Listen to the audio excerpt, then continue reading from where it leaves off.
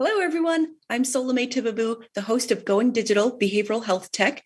Thanks so much, Dr. Alison Darcy, for joining us. We've got a great conversation about Woebot today. Before we jump in, maybe you could do some brief introductions. Absolutely. So my name is Alison Darcy. I'm the founder and president of Woebot Health. We founded the company almost 5 years ago to the day. And my background is a research psychologist. And for those who might be unfamiliar, what is Woebot? So our mission at Woebot Health was to address the mental health crisis by trying to bring on board more accessible mental health tools to empower people earlier on in their mental health journey with more efficacious tools in a really scalable way. So we developed Woebot, which is a relational agent.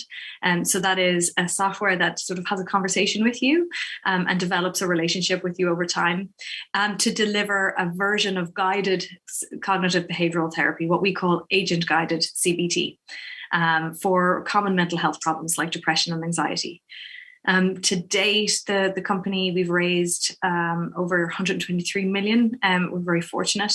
And we have a portfolio of products, some of which we'll be bringing through FDA clearance, and others are for a sort of non-prescription intended use. Amazing. And I know you've been a pioneer in this space, but again, for those who might be unfamiliar, how does Woebot utilize artificial intelligence exactly? That's a great question. So we use artificial intelligence in various ways, but always in combination with deep clinical expertise, basically for the purpose of delivering a more tailored service, tailored to the individual and tailored to the problems that they're bringing to the table. So what Woebot doesn't do is sort of use AI to generate new things that they're going to say. We actually have a team of clinical writers and clinical experts that write everything that Woebot says. But we use a variety of machine learning techniques to deeply understand what somebody is sharing in their own language. So that would be natural language understanding, and then being able to draw from the extensive library, if you like, of therapeutic techniques to help the person with what they're dealing with in the actual moment that they're going through it. So it's really more about targeting and precision than it is about sentience, if you like. So interesting. And one exciting thing I heard you say was Woebot's ability to create a bond with individuals. What exactly do you mean by that? And is that unique to Woebot? So that's a great question. One of the things that we know about psychotherapy, of course, is that much of the work that you do in a therapeutic setting depends on how well you have a working alliance. And one of the ways that we measure that is with a scale called the Working Alliance Inventory, of which bond is a subscale along with task and goal. And so this is one of the ways to measure what, traditionally would have been referred to by Rogers as something like unconditional positive regard. The idea that I can show up as my whole self with the person that I'm going to do the psychotherapy work with, and authentically share and know that I won't be judged, and that person will effectively like me, and that those are the conditions that we know are necessary for change. So recently we gave the Working Alliance Inventory to 36,000 of our users, and we discovered that Woebot was able to establish a therapeutic bond with users that was non-inferior to that we can see in other studies of human therapists and their patients. And not only that, but Woebot was actually able to establish that within 3 to 5 days of an initial conversation, which is very fast considering you could be talking to Woebot every day, right? They never get tired, and you don't have to make an appointment. And it's significant, of course, because what we really seek in excellent psychotherapy is fast response. So you're looking for the person to be able to shift their symptoms in a positive direction as quickly as possible. And when you establish that bond, that's when you can get to the real work. So That was, of course, really important for us. But it was also a leap for digital therapeutics in general, because I think there has been a perception that when you don't have a human there doing the work with the person, that digital therapeutics will always be somewhat limited. And of course, we showed that actually you can establish that working alliance even in a fully automated digital format. That is, again, just remarkable. So my understanding is this bond is quite critical, to help them advance, help individuals advance in their progress for their mental well-being. Any other reasons why it's particularly important in this moment in time? It's really interesting. I think in this moment in time, what we need are scalable solutions. So we have wonderful therapists, wonderful clinicians, very, very highly trained. But of course, their ability to see people will always be limited by the fact that, it's sort of one-on-one therapy. It's sort of a model that has difficulty scaling. On the other side of the spectrum, then we have digital tools. And traditionally, these have been somewhat limited by the fact that we sort of use them in a way that replicates some principles from online learning. We kind of teach people things, and it's a sort of a one-size-fits-all kind of arrangement. We might curate a lot of content together in a program such that everybody goes through that program, and so we hope that they do well. Though those models haven't led to very good engagement, actually, because as you can imagine, only the most motivated people are able to complete the program, as it were. So what we found when we created a relational agent was that the ability to deeply hear what someone is sharing, meet them where they're at with understanding and non-judgment, and then offer a kind of curated tool set that is truly targeting what they're dealing with, that opens up more potential for therapeutic value, so some actual therapeutic potency. And that's really one of the reasons that we need to sort of unlock the value of digital with, and one of the ways we do that, is by creating this bond and creating this necessary condition for change.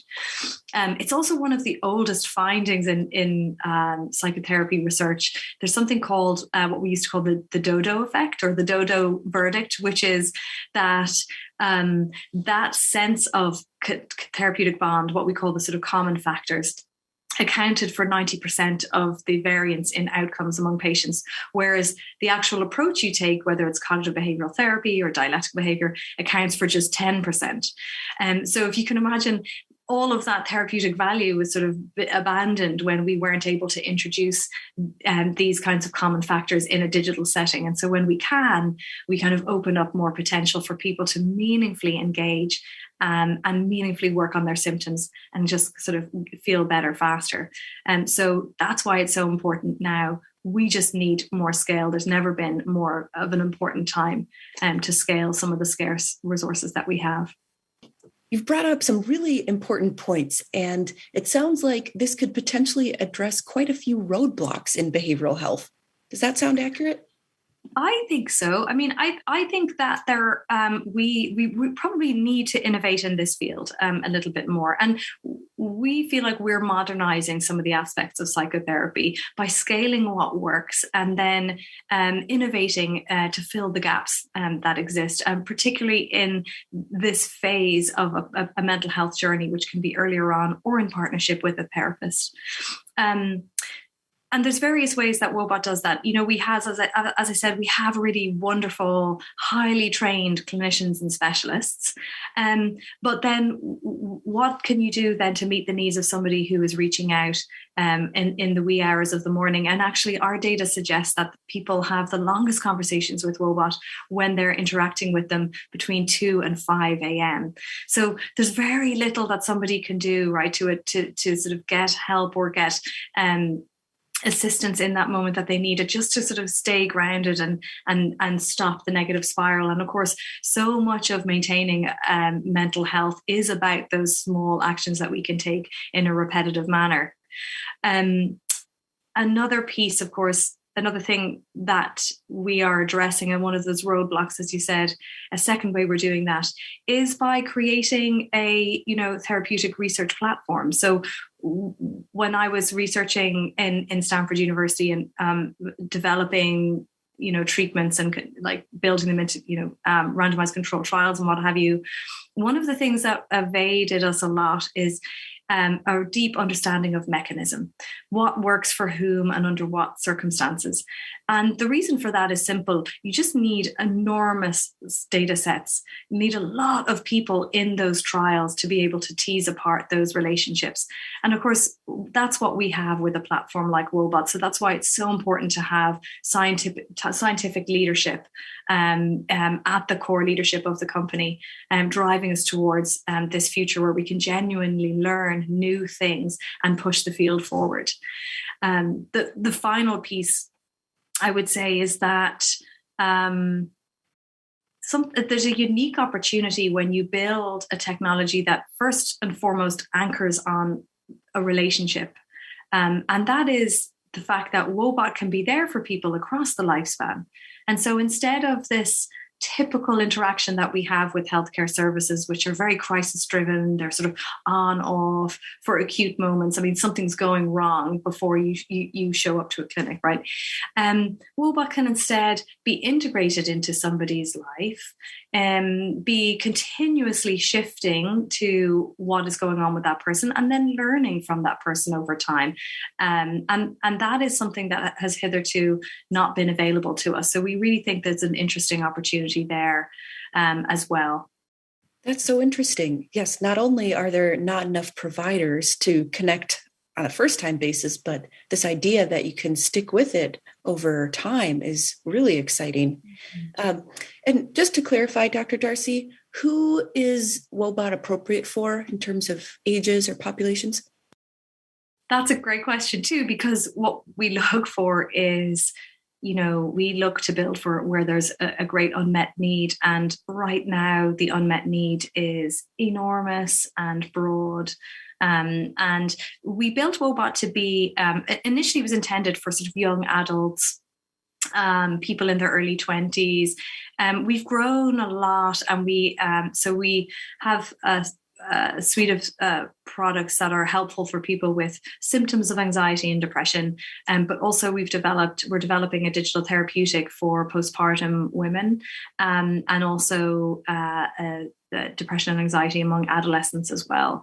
And so they are the sort of core areas in which we focused. But what we're finding, of course, is that there's the unmet need is sort of ubiquitous at this point, particularly in this post-pandemic world, unfortunately. Absolutely. Well, I'd love to hear how are customers responding, and who are the types of organizations that you're partnering with? Well, our customers are responding really well. I think there's never been a better time for something like Woebot, and our partners have been, really extraordinary in their in the way they're really thinking about solving this problem by doing things in new ways. Right? And we're seeing a lot of innovation in the space, finally, which is so refreshing.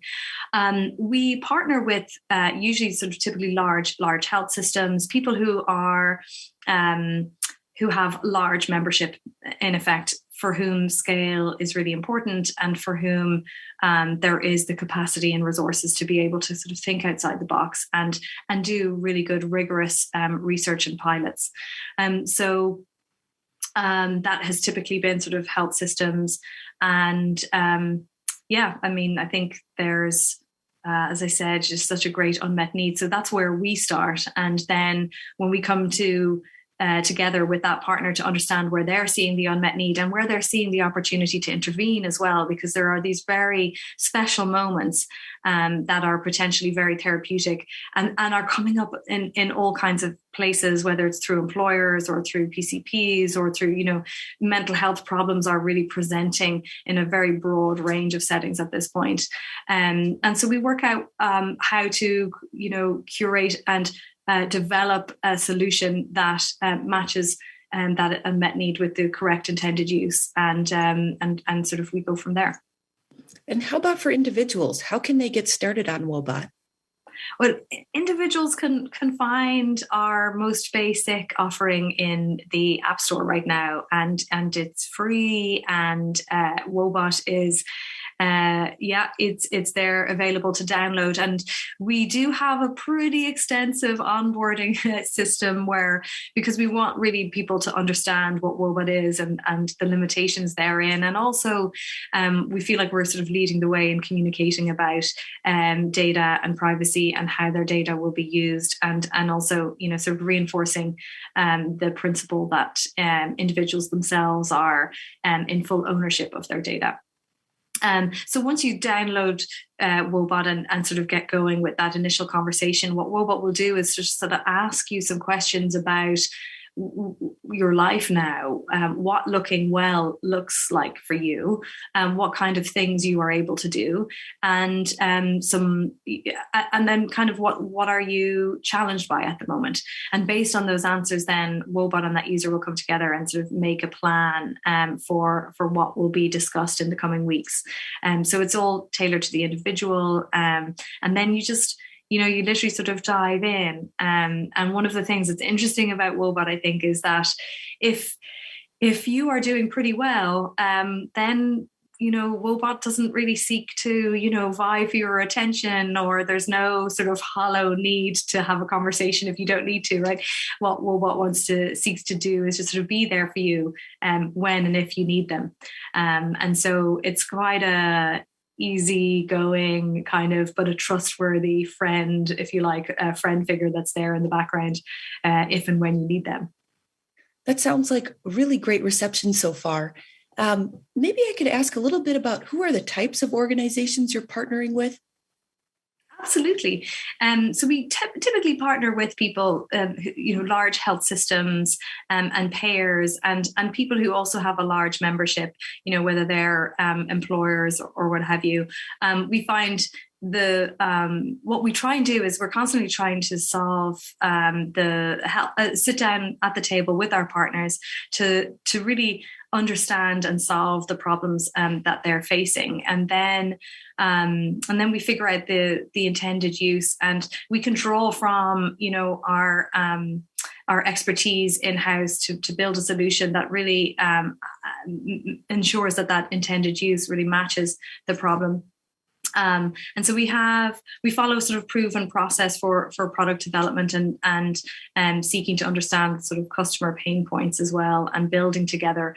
I think we're an organization that loves to partner, but we find, just to answer your question more directly, that the unmet need is really very broad, right? There are as we talked about earlier, the just the scale of mental health problems and the speed at which it is growing is quite disconcerting, and it really points to the need for us to sort of think about solutions a little bit differently and a little bit more holistically as well.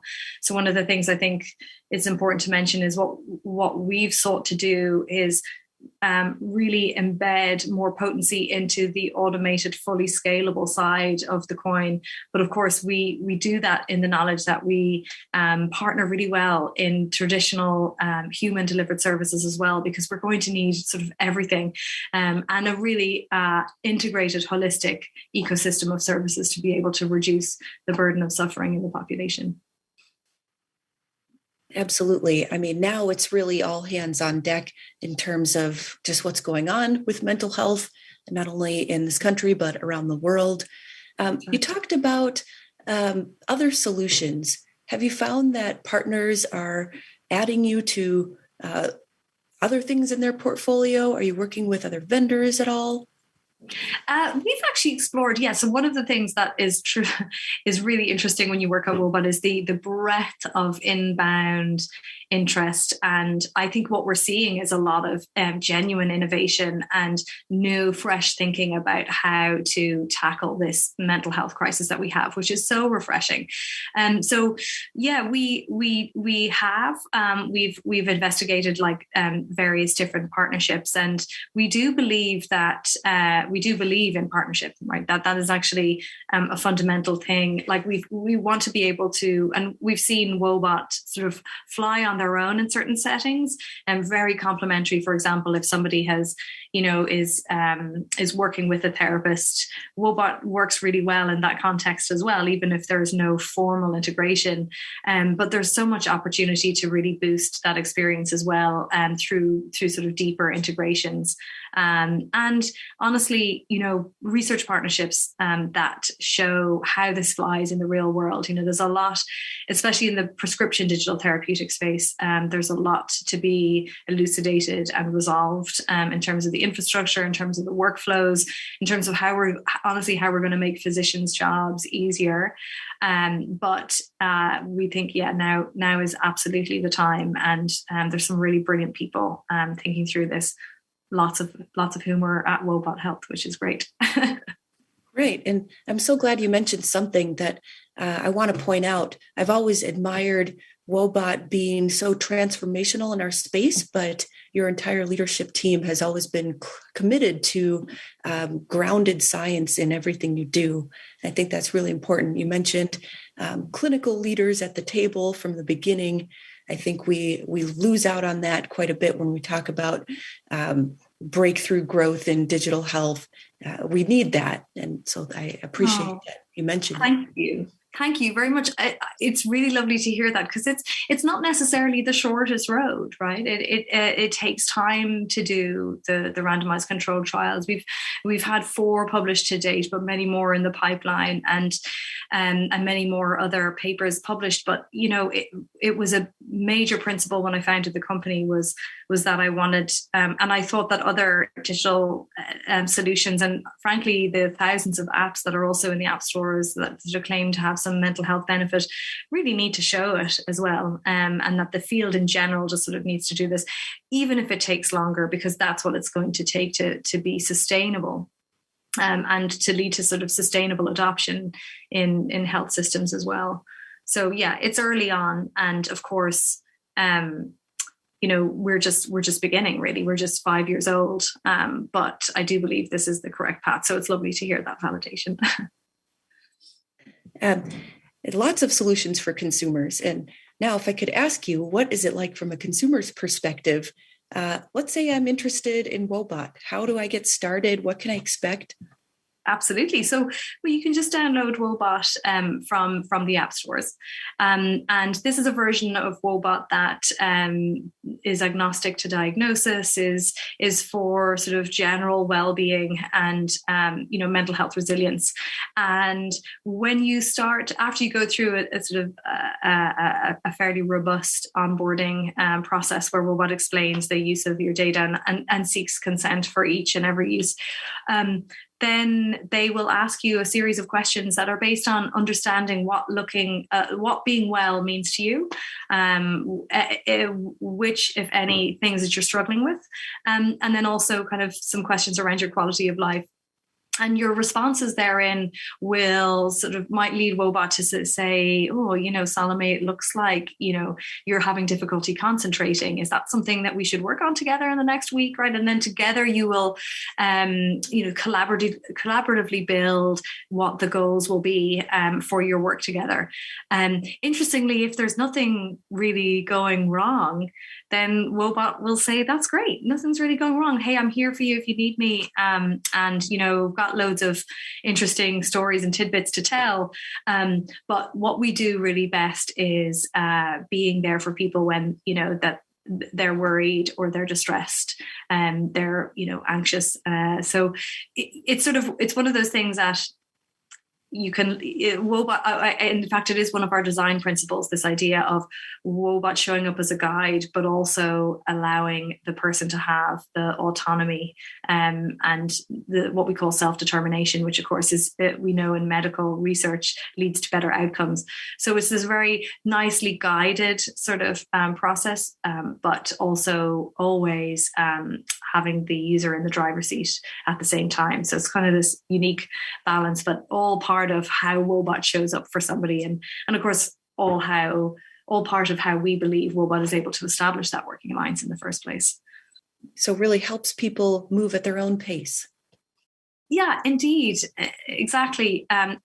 Something, think of this as sort of right sizing the solution, right? You don't want to sort of, everybody goes through this course, and and it's also about getting to know people over time and being able to understand what works for whom and when. And that's part of the sort of core intelligence that we're developing at Woebot Health, that we think is meaningfully going to contribute to the field.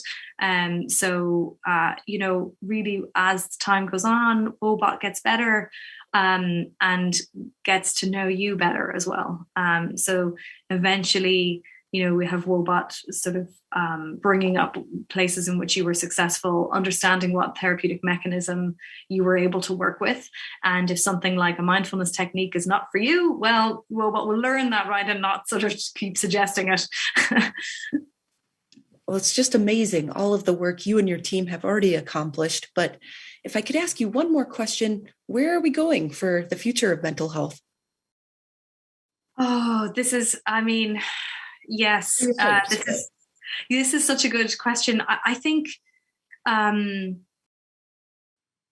I said, in the short term, I think we have to equip people with better tools earlier on in their journey, to try and get people well without needing to go and see without needing to go to a clinic, if they can get well that way, but do it in a way that obviously doesn't dissuade them from getting the help that they need. And that really does require a really well-designed solution that is well conceptualized within the broader ecosystem.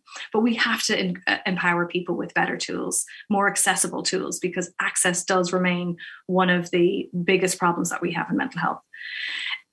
So that's the short term. In the longer term, we really have big ambitions for Woebot, that it would help, or at least it's a step towards this, changing the conversation, destigmatizing mental health problems.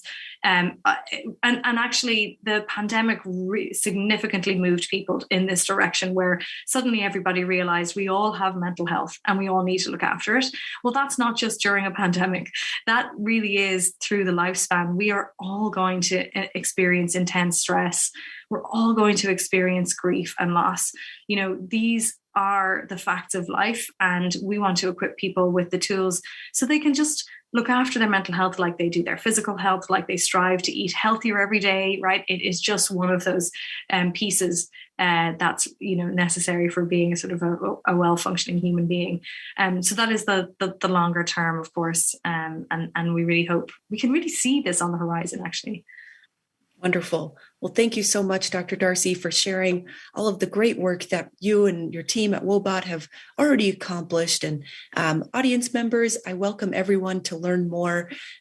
This is exactly the kind of transformational technology that I think we're ready and waiting to see. And now is the time. So thank you. Thank you, Solome. Thank you so much for having me.